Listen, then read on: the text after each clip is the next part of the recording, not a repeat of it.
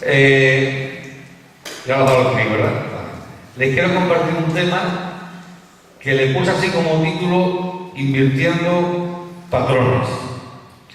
Si estuviéramos a lo mejor en otro país, si estuviéramos en México, a lo mejor diríamos volteando la tortilla. No sé si se diría bien así, ¿no? Pero aquí vamos a llamarle invirtiendo los patrones. Ya hace algún tiempo que hay un pensamiento que está rondando constantemente por mi mente, ¿no? Un pensamiento acerca de si Jesús decidiera venir otra vez a la tierra. Sabemos que un día va a volver a su iglesia. Pero imagínate que Jesús dice: voy a vivir durante un año en la tierra. Llamaría el camión de las mudanzas, metería los muebles celestiales y vamos a imaginar que se viene a la región del Vallés. Y aquí en la región del Vallés él dice: bueno, ya estoy aquí, como soy un buen cristiano, ¿no? Imagínense que Cristo es un buen cristiano, ¿no? O era un buen judío, pero bueno. Pero imagínense que Jesús dice: bueno, ahora tengo que buscar dónde me voy a reunir, a qué iglesia me voy a congregar. Y si Jesús, porque este es el pensamiento que esta vez me viene a mi mente, si Jesús tiene hoy a una iglesia, ¿qué buscaría? ¿Qué es lo que nosotros tenemos que cambiar o invertir para que este sea el lugar agradable a Jesús?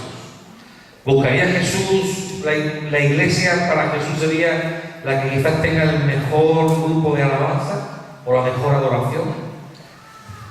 No sé, ¿qué creéis ustedes? Piensen por un momento, ¿qué buscaría Jesús? Donde se predique una enseñanza sana, donde haya una buena palabra, donde haya una buena obra social.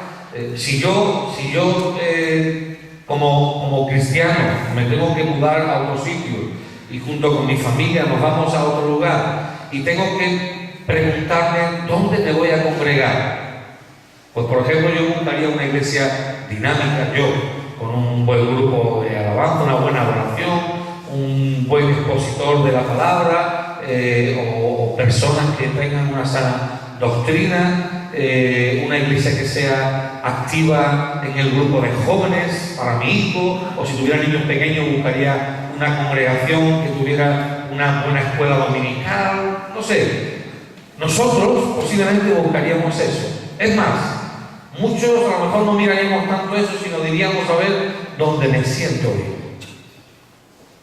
Ahora, ¿qué miraría Jesús si él tuviera que buscar ahora una congregación donde sentir la presencia del Padre? Jesús un día, ustedes conocen la historia, Jesús un día entra en el templo y entrando en el templo ve un poco la corrupción que hay. Ya saben su reacción mansa que tuvo. Cogió el látigo y empezó a echar fuera a todos los que hacían negocio dentro de, ni siquiera era dentro del templo, era lo que eran los atrios. Y él dijo una frase: mi casa será llamada, díganlo fuerte, casa de oración. Si Jesús tuviera que buscar un lugar donde congregarse, posiblemente buscaría un lugar donde la gente busque la presencia del Padre. Un lugar donde la iglesia esté conectada con Dios en oración. Porque Jesús sabe que la oración mueve la mano del Padre. Por eso hablo de invertir y de cambiar los patrones, porque nosotros tratamos por todos nuestros medios de hacer una iglesia. Y lo digo porque esto ha estado muchos años por mí y siempre me he preocupado de hacer una iglesia donde la gente que venga del mundo se pueda sentir cómoda. Y no está mal. Gloria a Dios que podamos crear una atmósfera donde la gente se sienta a gusto. Pero algo que el Señor me hablaba el otro día es: ¿pero qué es más importante? ¿Que la gente que venga se siente a gusto o que yo me sienta a gusto en medio de mi pueblo? Porque sin darnos cuenta, hermanos, tenemos que invertir ese patrón, porque nuestro primer objetivo en la iglesia iglesia tiene que ser que este lugar sea un lugar agradable a la presencia de Jesús. Sea un lugar que agrade a Dios, aunque a lo mejor nos incomode a nosotros. Porque seguramente si Jesús estuviera aquí, nos incomodaría, como incomodó a muchos de sus discípulos con sus enseñanzas, con sus parábolas, con sus confrontaciones frontales con lo que hablaba a los fariseos, a los religiosos de la época. Y a veces, para que Cristo esté en medio nuestra y se sienta cómodo, a lo mejor nosotros nos tenemos que sentir un poco incómodos. ¿Me siguen ustedes? Si hacemos la iglesia un lugar agradable al mundo, puede que Jesús no se sienta cómodo en este lugar. Si nosotros permitimos cualquier estilo de vida y permitimos el pecado dentro de la vida de la iglesia, posiblemente Jesús un día decidirá quedarse en la puerta, o su presencia quedará tan marchita que cantaremos a alguien el cual ya no habla, ya no se manifiesta y ya no toca los corazones. Así que nosotros tenemos que invertir esa manera de pensar. Tenemos que, honestamente, hermanos, tenemos que darle la vuelta a nuestra idea de la iglesia y hacer, no de ese lugar físico, hacer de nuestras reuniones un lugar donde Jesucristo se sienta el protagonista. Se sienta realmente como el único y verdadero Dios. Y eso es algo que nos toca a ti y a mí. Y desgraciadamente aún muchas veces seguimos con el patrón invertido, seguimos viniendo a la iglesia para ver qué recibo y no para ver cómo hoy puedo agradar a Jesús con mi adoración.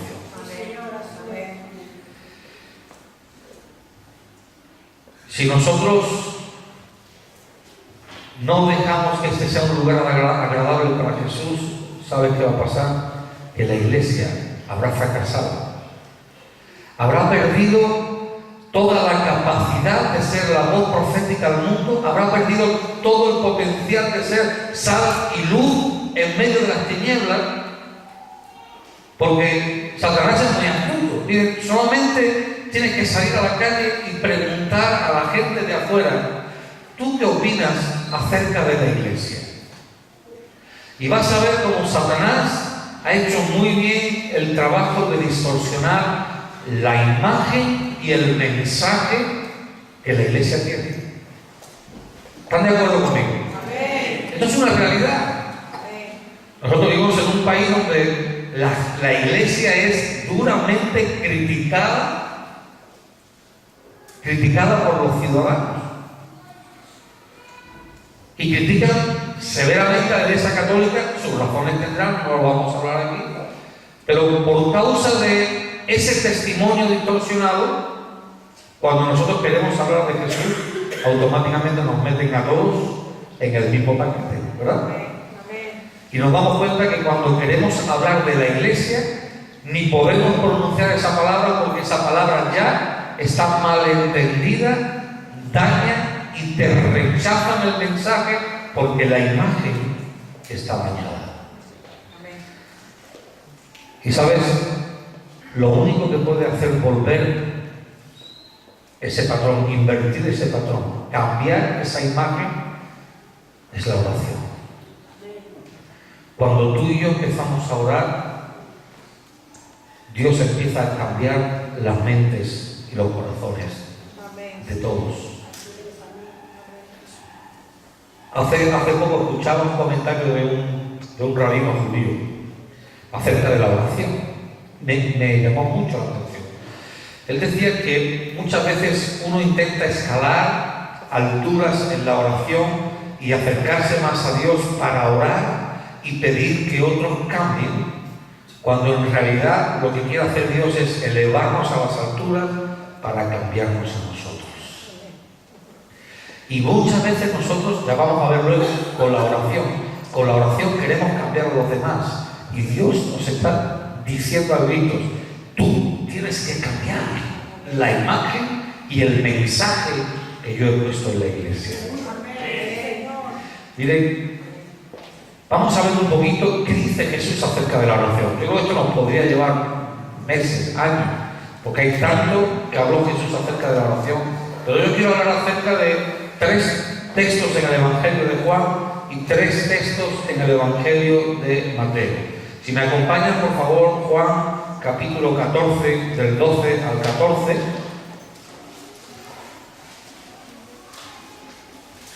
Juan capítulo 14, del 12 al 14. Dice la palabra del Señor: de cierto os digo, el que en mí cree, las obras que yo hago, él las hará también, y aún mayores hará, porque yo voy al Padre. Y todo, ¿cuánto?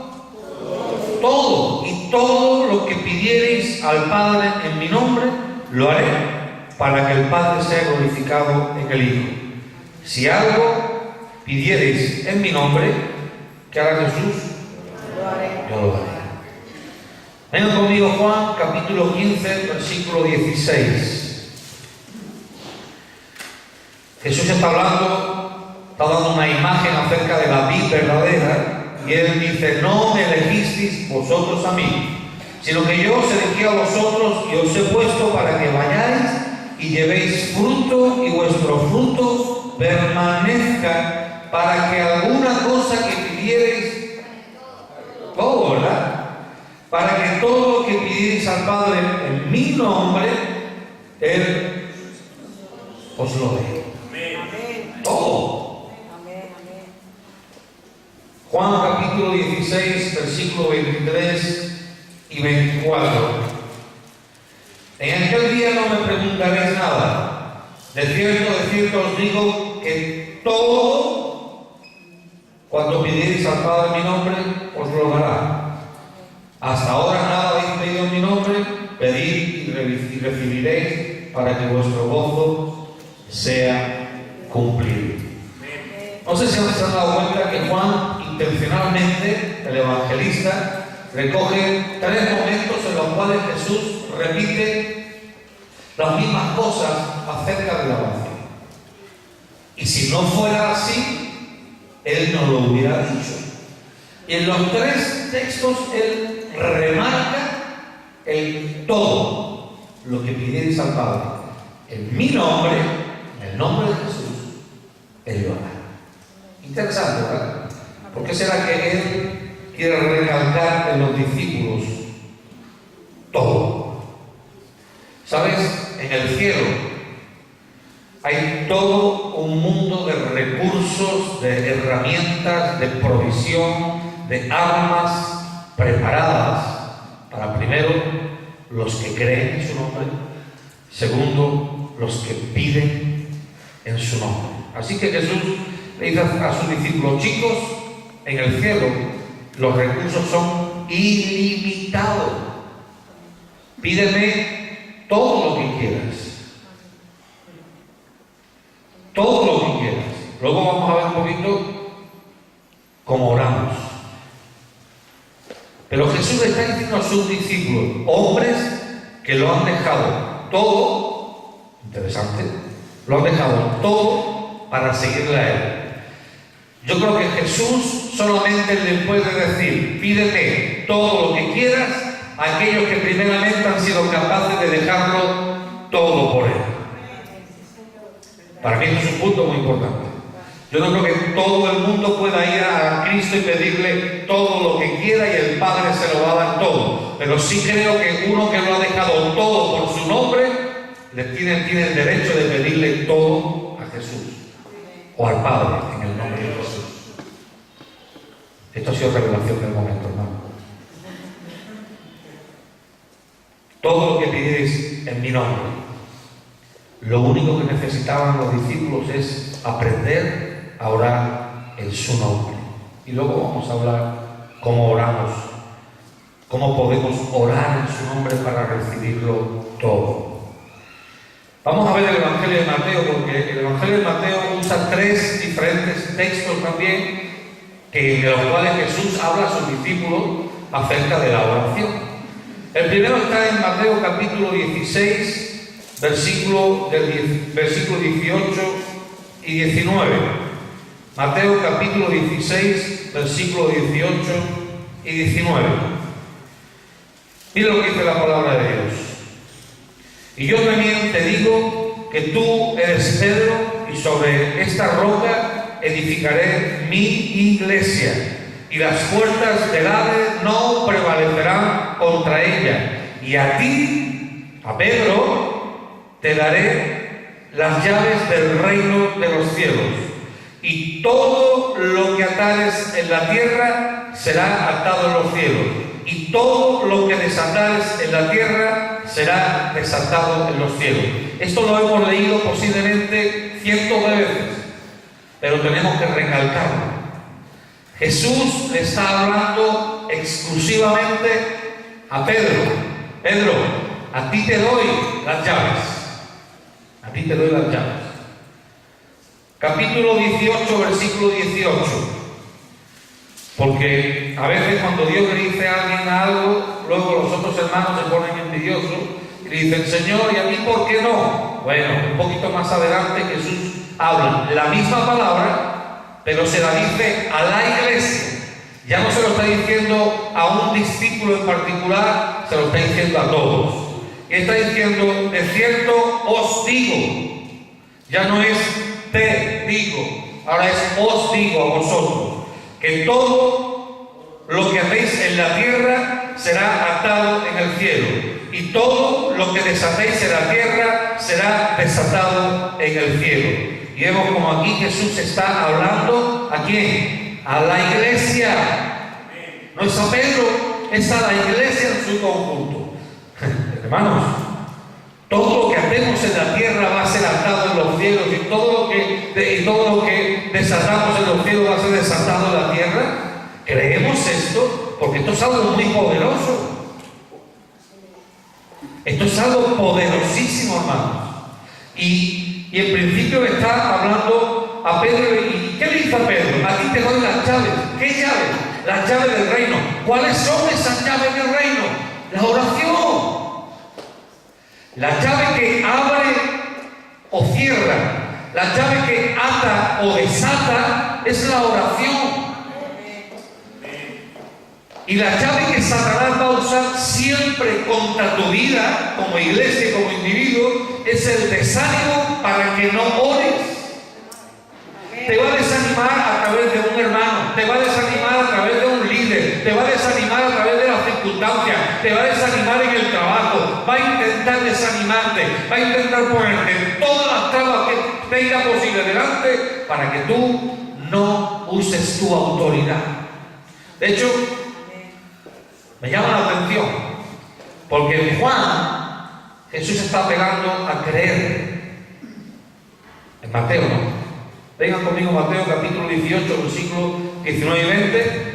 Otra vez os digo, está reiterando, que si dos de vosotros se pusieran de acuerdo en la tierra acerca de cualquier cosa que pidieren, les será hecho por mi Padre que está en los cielos. Porque donde están dos o tres congregados en mi nombre, allí estoy yo en medio de ellos. Bendito sea el Señor. Así que los textos de Juan ven con la importancia de creer en Jesús y pedir en su nombre, pero los textos de Mateo, el evangelista resalta en la autoridad que Jesús nos ha dado como iglesia. Fíjense, es interesante cómo cada evangelista le intenta dar una pincelada diferente, un enfoque diferente a estos textos, a la oración. Le está diciendo, en Juan le está diciendo, tienes que creer. ¿Quieres ver los milagros? Cree. ¿Quieres ver las sanidades? Cree. Pide y se te dará. Pero Mateo está diciéndole al pueblo de Dios, yo les he dado unas llaves. Yo les he dado una autoridad por medio de la oración. Comiencen a ejercerla. Y saben, hay una diferencia muy grande entre creer y ejercer. Pero ambas se complementan porque ambas solas no van muy lejos, pero ambas juntas son poderosas. Jesucristo no solamente quiere que le creamos, quiere que seamos capaces de activar lo que creemos ejerciendo la autoridad que Jesucristo ha dado a su iglesia. Necesitamos creer lo que la palabra de Dios nos dice y ponerla en práctica. Y en la oración yo necesito creer que todo es posible para Dios. Necesito creer en mi corazón cuando la Escritura dice: al que cree, todo le es posible. Pero necesito caminar en lo que creo. Si yo estoy diciendo creo que Jesús sana, pero cuando veo a alguien que tiene una enfermedad no me atrevo a orar por él, soy un mentiroso. En verdad no lo creo. En verdad no lo creo, porque lo que yo creo termina más tarde, más temprano, moviendo mis pasos en la dirección que creo. Si yo digo que creo que Jesús puede limpiar a un leproso y veo a un leproso y no soy capaz de orar por él, entonces es que no le estoy creyendo a Jesús, no le estoy creyendo a su palabra y no la estoy viviendo en verdad. Él nos ha dado las llaves del reino, nos ha abierto, hermanos, las compuertas del cielo, nos ha dado poder y recursos ilimitados. Solo tenemos que saber cómo hacerlo. Solo tenemos que saber cómo hacerlo.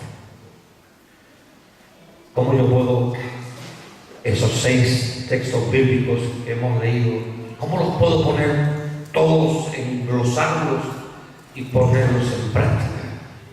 Miren, 1 Corintios, el apóstol Pablo está diciendo que nosotros tenemos la mente ¿de quién? De Cristo. Si nosotros no tenemos la mente de Cristo, es imposible que creamos esto. Pero si nosotros hemos sido revestidos de Cristo, si nosotros nos hemos desvestido del viejo hombre que está viciado y nos hemos vestido, nos hemos puesto las vestiduras de Jesucristo, hermano, hermana, tú y yo podemos tener la mente de Cristo, tú y yo podemos comenzar a ver las cosas como Jesús las ve y podemos comenzar a hacer las cosas como Jesús las hizo. Miren, el primer texto que yo estuve leyendo en Juan es el que dice: el que en mí cree, las obras que yo hago, él las hará también y aún mayores. ¿Cuántos creen esto? A mí me da temor decir amén a esto. Realmente, Señor, yo creo que puedo hacer aún más obras, aún mayores de las que tú hiciste. Piénsalo por un segundo. ¿Te lo crees de verdad? Porque para eso hace falta fe de verdad. No es un juego. Todos podemos decir amén en un momento de euforia. ¡Amén! Y te vas tan pancho a tu casa y Jesús un día te va a dar un segundo de oreja. Te va a decir, ¿de verdad? Porque es que yo quiero usarte así y veo que tú no, ni siquiera te atreves a salir a evangelizar porque te da vergüenza. Hasta pones pegas y excusas para no predicar el evangelio porque te da vergüenza. ¿Cómo me vas a decir ahora que crees que vas a hacer mayores obras que yo? O peor todavía, puede que el diablo venga por la noche en la almohada y te susurre: tú vas a hacer mayores obras que Jesús, pero si eres un cobardita, si te escondes debajo de la almohada, si ves un endemoniado y sales corriendo, tú vas a hacer mayores obras que Jesús. Y hermanos, el diablo se ríe muchas veces de muchos miembros de la iglesia porque decimos que creemos una cosa que no la vivimos. Ahora, la oración tiene que ser el motor de la iglesia. Cuando yo me hacía esa pregunta acerca de Jesús, ¿qué quisiera que Jesús viera en nosotros? si Él viniera allí. La verdad, me entristecería que Jesús viera un buen predicador, o que Jesús viera un buen grupo de alabanza, o que Jesús viera simplemente cómo damos comida a los más necesitados. Porque creo que lo primero que Jesús quisiera encontrar en la iglesia es una iglesia que ha aprendido a orar, a creerle a Jesús y a ejercer su autoridad. No sé si estarás de acuerdo conmigo, pero yo necesito que tú digieras esto, que tú te preguntes a ti mismo y le preguntes a Jesús. Lo que está hablando el pastor viene de Dios. Esta confrontación es para mi vida. Miren, estuve buscando solamente en el libro de Santiago cómo debemos orar, porque cuando Jesús dice todo lo que pidierais en mi nombre, Él os lo dará, yo sé que Jesús es verdadero. Es más, dice la palabra, sea Dios verdadero y todo hombre mentiroso. Entonces, si Jesús dijo eso, Él se compromete con su palabra. Entonces, ¿por qué muchas veces la oración no funciona? Obviamente, si hay pecado, olvídate, no puede funcionar la oración. No puede funcionar la oración porque si hay pecado en tu vida, tú ya no puedes oír la voz de Dios con claridad. No puedes. Pero yo estuve buscando y solamente en el libro de Santiago encontré 4 razones para enseñarnos cómo debemos orar efectivamente. Y ¿saben? Yo la quiero compartir con ustedes. No me la quiero quedar para mí solo. Lo primero está en Santiago capítulo 4, versículo 3. ¿Me acompañan, por favor? Santiago capítulo 4, versículo 3. Ahí vemos un texto muy conocido que dice: pedís y no recibís, ¿por qué qué? Porque pedís mal, ¿para qué? Para gastar en nuestros deleites. Entonces, el primer punto que yo les quiero decir es: cuando oremos, examinemos nuestras motivaciones. ¿Cómo voy a esperar que Dios, santo, poderoso, conteste una oración egoísta que posiblemente va a hacer daño a mi vida? A mí me hace mucha gracia porque a veces pedimos cosas tan triviales. A lo mejor uno ora y estamos en verano y le molesta la hora de calor. El Señor, que pare este calor. No se queda tan pancho. Quizás al lado hay otro que diciendo: ay Señor, que yo un poco, que hay mucha sequía en la tierra. Y a lo mejor hay un tercero que está diciendo: Señor, a mí me gusta más la primavera. Entonces yo digo, si Dios tuviera que contestar tantas chorradas que le pedimos, a veces pensamos que Dios es el hombre del tiempo, es el meteorólogo divino, que está ahí con su varita, que quiere lluvia, plin, que quiere calorcito, ¡pum! Primavera, verano. Y a veces tenemos un concepto muy erróneo acerca de la oración. Orar es hablar con Dios, es entrar en comunión con Dios y es pedirle a Dios no conforme a lo que yo quiero, sino conforme a lo que Él quiere para nuestras vidas. O sea, la oración es el momento en el que yo entro en sintonía con la voluntad de Dios para que se pueda hacer sobre mi vida. Si yo voy en oración al Padre pidiéndole algo contra su voluntad, Dios ya no lo va a hacer. Dios no lo va a bendecir. Por eso es importante que a la hora de entrar en oración examinemos nuestros corazones. Porque, hermanos, yo sé que la oración funciona. Yo sé que la oración es efectiva. Yo sé que la oración es poderosa. Lo sé. Santiago está hablando acerca de que la oración del justo tiene mucho poder.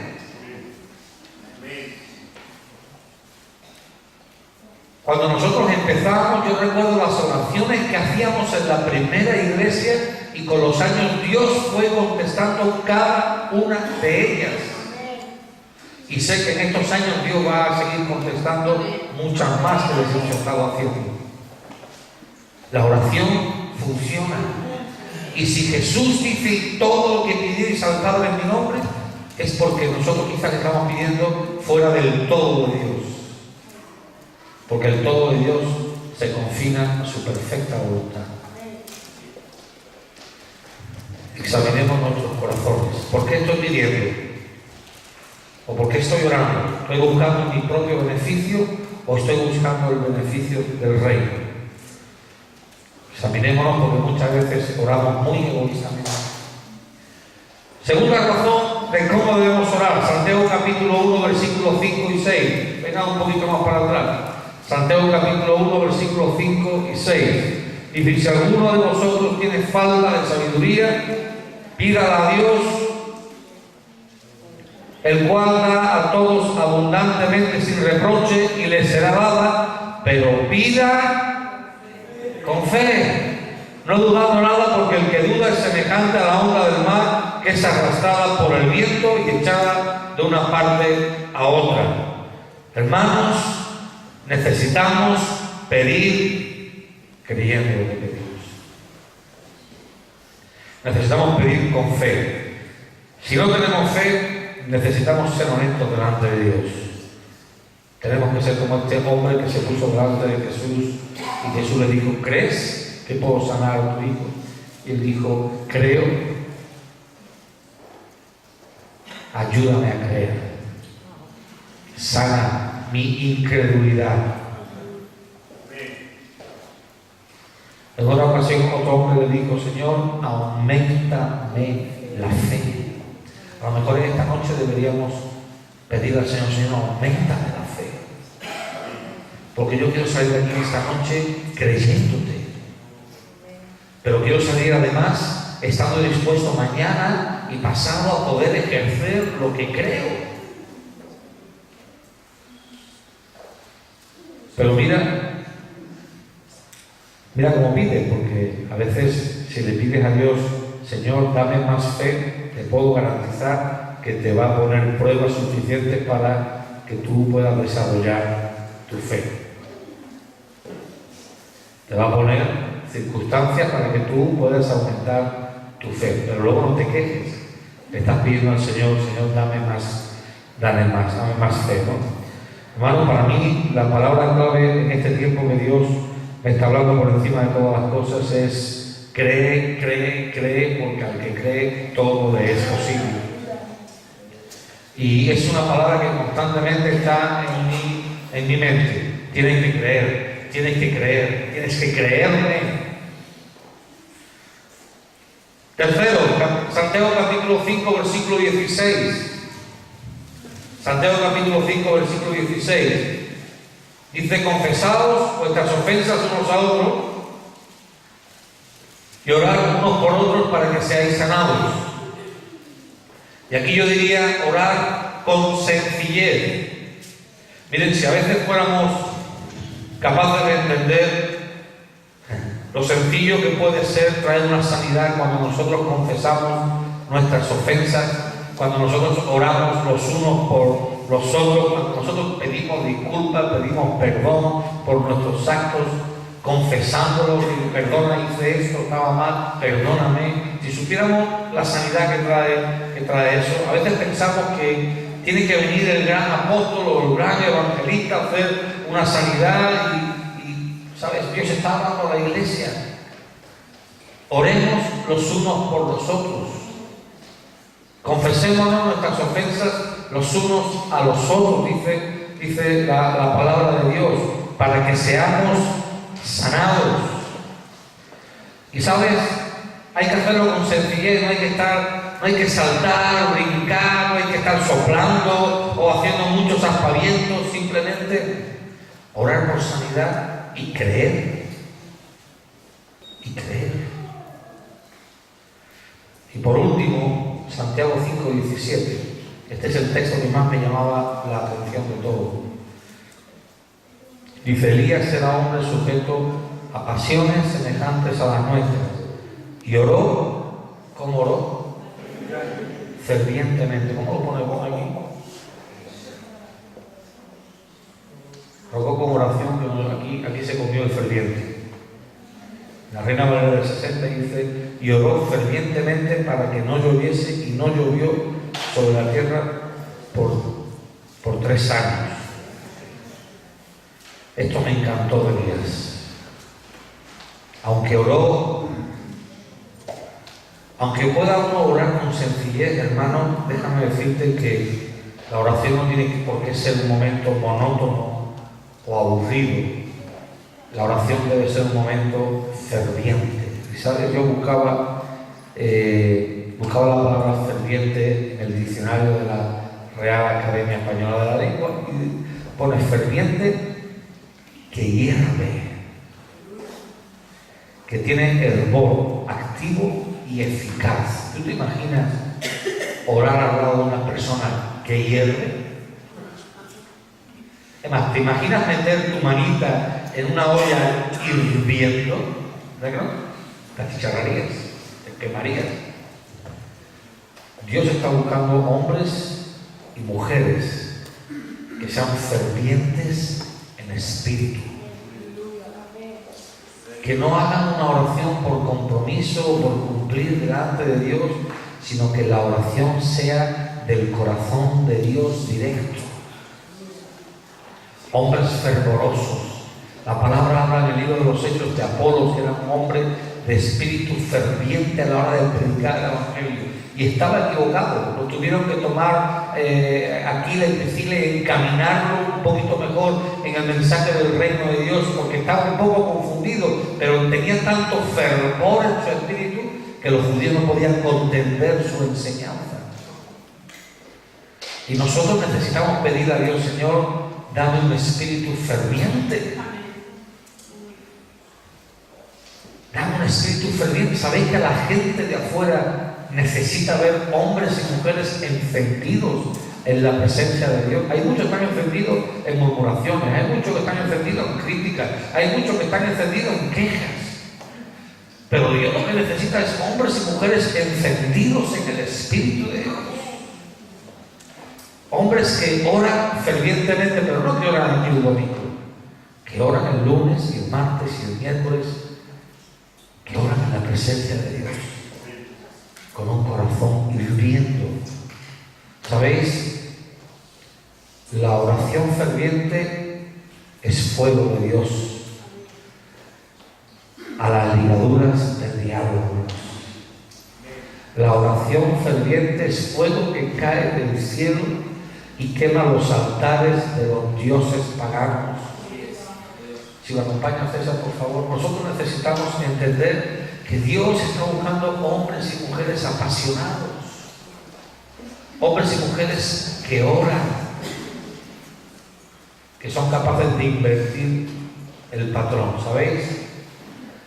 Nunca más quiero que esta iglesia se conozca por tener una buena alabanza o tener una buena predicación. Me gustaría que esta iglesia se pudiera conocer por ser una iglesia que marca la diferencia en la oración. Si algún día en el Vallés alguien tiene que hablar algo de esta iglesia, y pudiera decir, es una iglesia que ora continuamente. Tenemos un día a la semana donde hacemos la cadena de 24 horas de oración. Qué bueno sería que un día pudiéramos tener esa cadena 24/7, 24 horas los 7 días de la semana, en intercesión por este Vallés, clamando al Señor para que empiece a despertar ese avivamiento del Espíritu Santo. Y de esa me gustaría invitarte que te puedas poner en pie. En este día, hermanos, yo quiero pedirte que tú examines tus motivaciones. Cuando ores, ora con fe, créele a Dios. Y lo vamos a intentar poner en práctica aquí esta noche antes de marchar. No dudes, ora con sencillez, creyéndole a Dios, hermano. Pero sobre todo, oremos fervientemente para que todo lo que le pidiéramos al Padre en su nombre, Él nos lo pueda dar. Ahora, quisiera repetir lo que te decía al principio. El todo de Dios en respuesta a la oración va a depender de nuestro todo en dárselo a Él. Yo no tengo derecho a reclamarle a Dios, Señor, dame todo lo que te pido, si yo primeramente no soy capaz de darle a Dios todo lo que Él me pide. Y Él me pide mi vida. Y cuando yo le he dado mi vida, entonces Él está dispuesto a darme todo lo demás, porque Él va a saber que lo que me dé, yo lo voy a dar para su gloria y para su honra. ¿Sabes? Muchas veces uno pide prosperidad. ¿Sabes por qué muchas veces Dios no puede prosperar? Porque seguimos siendo egoístas. Decimos, Señor, tu palabra dice que tú eres un Dios de prosperidad, prospérame. Y es porque en el fondo de nuestro corazón queremos ser prosperados para tener un mejor coche, o una mejor casa, o tener mejor ropa, o poder salir de vacaciones, o viajar por todo el mundo. Y no digo que esas cosas están mal, el que las pueda hacer, gloria a Dios. Pero si Dios quiere prosperarnos es para que nosotros invirtamos en su reino. Es que podamos ser una mano que agarre por aquí y pueda dar por aquí. Es que podamos ser canales de bendición para otros.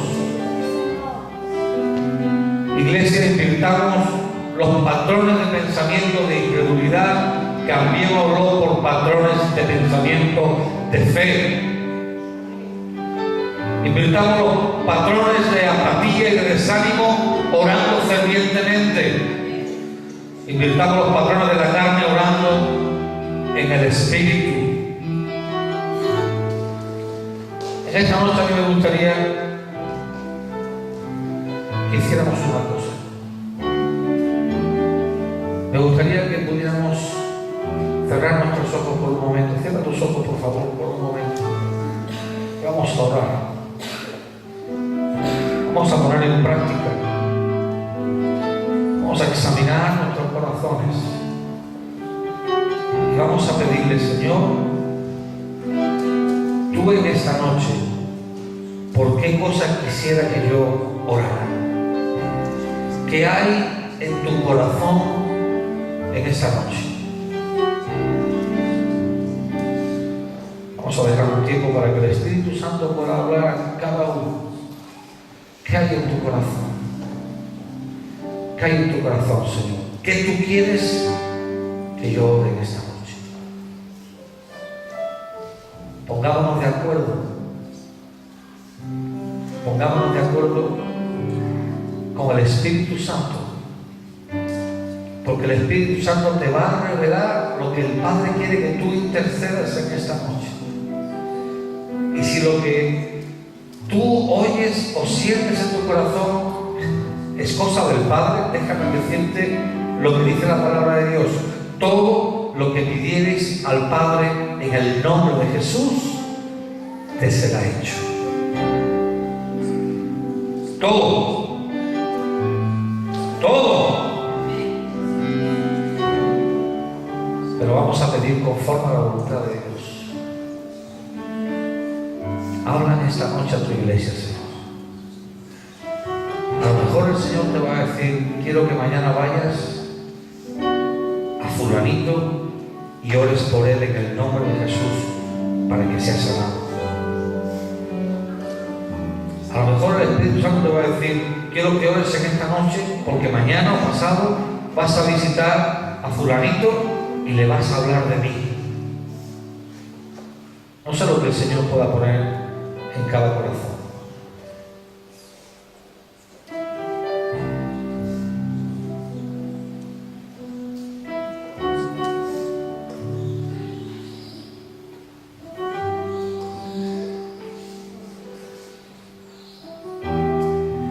Espíritu Santo, háblanos en esta noche.